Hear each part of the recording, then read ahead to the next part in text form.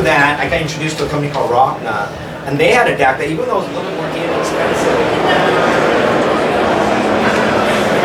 All right, guys, I'm still perplexed by the speaker, so we're going to do the after hours, listen to even more tunes. I mean, it's too big for the room, so there is a little bit of, the density is a little bit because of the room, but I am convinced that in a bigger room, these things would be really amazing. But I'm still perplexed why, so I gotta keep listening for more. Okay, and this is the truth. When the baby of the Aries Cerat brand came to my home, it came in a wooden crate, and the DAC was 90 pounds. And you know, and me, I'm used to DACs that I could hold in one arm like that. You know, like, now, granted, like the MBL DAC is heavy, you know, but other DACs I'm normally used to lifting, they're pretty light because DACs are really, you know, a chip, right? A chip, a little clock, a little power supplies. And if you look at most DACs, they're empty, because you know why I know, why I know DACs are a lot of times empty? Because a lot of times if you place the fuse, you know, you put one of those orange fuses or purple fuses from synergistic research, you have to open the damn thing up, right? And so when you open it up, you see it, and you replace the fuse. So I remember just paying, you know, like about the size of a car, the cost of a car for a DAC. The DAC was empty, and I was sort of like a little bit, you know, like sad about that. So when the first Aries Cerat DAC came, and that thing is freaking 80 pounds, it got me to think, wait, you know, is it full of bricks in there? I mean, why is it 80 pounds? And I looked, and I thought to myself, and so you can see, if you look, this DAC right here is 140 pounds. Try to take your hand and lift it up, you know? Look at how it's made, but then you ask yourself, well, what do they do? If you're a chef, and all the ingredients you use is very inexpensive ingredients, no matter how good of a cook you are, you're still going to be tasting a lot of inexpensive ingredients. But if you're a chef, and you're using A5 Wagyu meat, you're using organically grown, you know, the best ingredients in the world, and you're a good chef, imagine what can happen. Well, that's what this brand did to me. Because when I looked at the specs, even on their baby DAC at the time cost me like 15 grand, something like that, right? But I looked inside and I said to myself, wait, there are 16 of these 1865 DAC chips in here. You know, I had a DAC previously that cost me like $65,000, and the DAC had one of the 1865 DAC chips surrounded by a bunch of power supply and transistors and stuff like that. And it was hand solder, it was nice, but it was just basically sort of empty, and I used one 1865 DAC chip.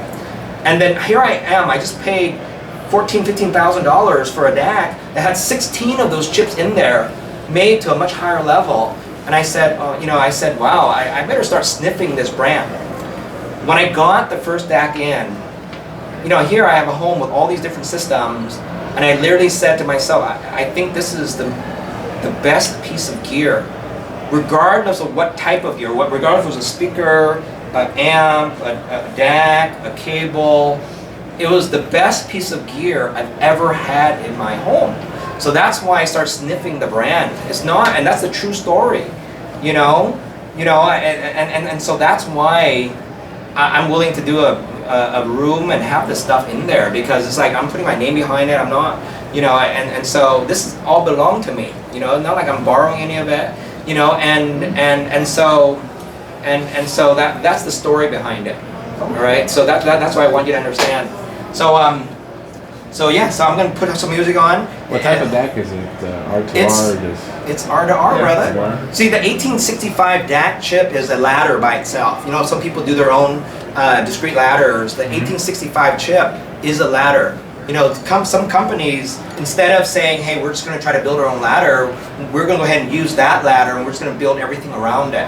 You know how like some companies, you know, they know that the Western Electric 300B tube is just amazing, so they'll build an amp around a Western Electric 300B tube. You know what I'm saying?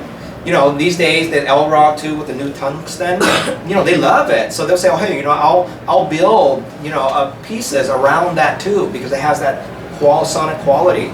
The 1865 DAC chip is that way. And so people will then build DAC around that technology. But what Aries Cerat did is they didn't say, oh, we're just going to take one chip and just go.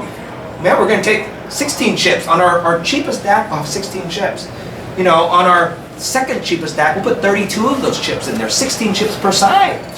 You know, on our most expensive DAC, we'll use 48 of these chips. And we'll put 2 separate power supplies in it. And so they tend to overbuild. This brand, they tend to overbuild. You know, look what's behind it and then think, you know why? It's some things just make sense. You take a car, you put 2,000 horses in it, like a Bugatti, and yeah, it's gonna go fast, you know? But then you wanna change the game up a little bit. I call this brand like the Tesla of the modern era of music. It's the Tesla.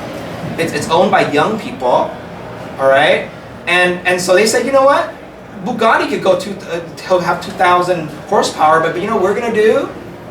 We're gonna go ahead and we're gonna come out with Tesla, and we're gonna go 1.9 seconds in 60. We're gonna go 0 to 60 in 1.9 seconds, but we're gonna use electricity. Well, this company, to me, they're like the Ferraris that I'm starting to buy. I ordered a Ferrari 296 because they combined an engine with an electric engine, and so now they're using the best of both worlds. They're using the ability to excel, okay, with electric, their ability to hold its speed and strength with a normal engine, and they're using electric engine to fill in the gaps between the turbo lag. And you know, that's why I ordered the 296 GTB. That's going to be out in a year. You know, so the thing is that a lot of what I buy is common sense. This stuff is good, and it's not good because there's some kind of snake oil sprinkled on with a little bit of sugar and salt, okay? It's real stuff.